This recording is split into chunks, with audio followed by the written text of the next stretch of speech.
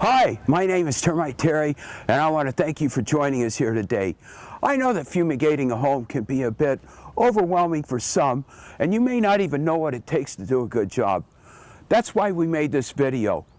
Now let me walk you around the house here, and I'll show you step by step exactly what needs to be done. The first thing you need to do is to have your home measured so you can determine the exact cubic volume. This is a real critical step because this will determine how much gas will be used during the fumigation. It's real important to remember that if you don't use enough gas, your fumigation will probably fail. Start by carefully measuring the home with a roller tape and a tape measure. Make a scale drawing of the house. Next thing to do is to measure the average heights of the roof. To calculate the cubic volume, add up all of the square footage of your home, and you have to include the garage, patio covers, decks, and eave overhangs. Then take the total number of square feet and multiply it times the average height of the roof. Now let me ask you, are you collecting several bids from different termite companies? Please don't let someone stand out on the sidewalk and look at your house or look at a picture of your home on the internet and guess at the price. You gotta have them come out and measure the home with a tape measure and a roller tape so they'll know the exact size, and have them put their estimates in writing. If you see a big difference in price between one termite company and another, you gotta check their measurements. You'll be amazed when you see some of the crazy numbers being thrown around out there.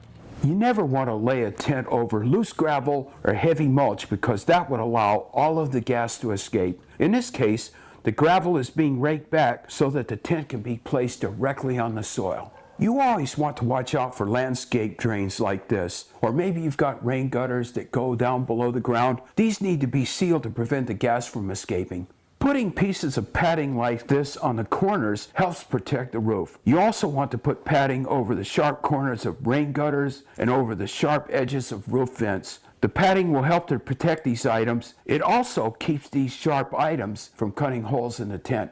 Fumigation tarps are made of fabric covered with vinyl. These tarps hold in the gas and need to be in good condition. Always check for holes, rips, and tears. Old, worn out, and patched up tarps don't work well because they allow the gas to escape. Sandbags are used to hold the tent down at the bottom. A good fumigator will always use a lot of sandbags and overlap them. This is done to ensure a tight seal and keep the tent from coming loose if it gets windy. Here is where they join the two fumigation tarps together. The tarps are rolled up together and then held together with these clips. You can see that the clips are spaced only about 12 inches apart, and doubling up clips like this is a good idea. It makes the tent stronger and lessens the chance of the tent coming off if the winds pick up. Fans like this are placed in the home to keep the gas circulating. The hose that is connected to this fan runs out through the front of the house. After they get the tent all sealed up, this hose will be connected to a gas cylinder outside. That is how the gas is. If a window does need to be opened to help circulate the gas, it is a good idea to use a special security device to keep someone from opening up the window any further. All the windows, especially on the first floor, should be kept closed. All of the doors will be double locked with special security devices. This provides extra security, and not even you will be able to get back into your home until these special locks have been removed. Okay, looks like they've got the tent in place and we're almost ready to go. But before they start putting in the gas, it's time to check the tent and make sure that everything is sealed up tight. On the roof, you'll see that satellite dish where the tent wraps around it. This area needs to be taped and sealed up tight. The utility wires run into the house here, and the fumigation tarps are wrapped around them. This needs to be taped and sealed up. Here, you can see the transition between the ground to the cement walkway. Extra soil will be placed here to keep the gas from leaking out. Now that everything is sealed up tight, it's time to put in the gas. They are using Vicane gas to fumigate this home, and it comes in a big cylinder like this. The cylinder is hung on a digital scale so he can carefully weigh it while he's putting in the gas.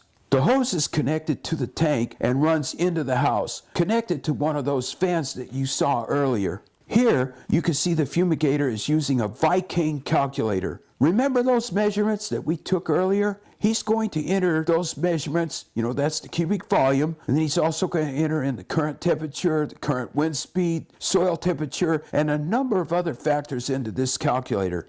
This is a very important step because he has to know exactly how much Viking gas is needed for this job. Remember, if you don't put in the right amount of gas, the whole project is just a waste of your time and money. Okay, here we are back at the house a day later. The tent has been on this house for about 24 hours, and now he is going to monitor the job. The reason why he is monitoring this fumigation is because he wants to make sure that the tent was sealed up tight and that there is still plenty of gas left inside. This device is called a fumiscope, and it is hooked up to a hose that runs into the house.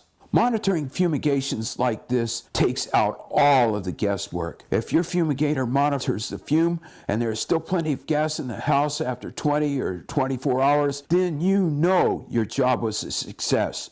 Now that we know the fumigation was a success, it's time to start airing out the house. This is an aeration duct, and on the inside of this duct there is a fan connected to the other end. They are going to turn on the exhaust fan and leave it running overnight. In the morning, his crew is going to come back and then they're going to take off the tent. Well, there you have it. That's how you fumigate a house. As you can see, there are a lot of important steps that need to be taken in order for a fumigation to be successful. But all in all, the whole process is pretty simple. If you measure the house up right, seal it up tight, use plenty of gas, and then double check your fumigation with a monitoring device, you know that all the termites will be eliminated and your problems are over. Here's our guarantee. If within 2 years of your first treatment we uncover a colony of live drywood termites infesting the original structure treated, we'll retint your home for free, and then we'll refund all of your money. That's right, we'll get rid of all your termites, or your treatment is free. Now, I hope the information you learned today will be of help to you. If you have any questions or would like to get any additional information, please don't hesitate to call or shoot me an email. Have a great day, and thanks again for joining us.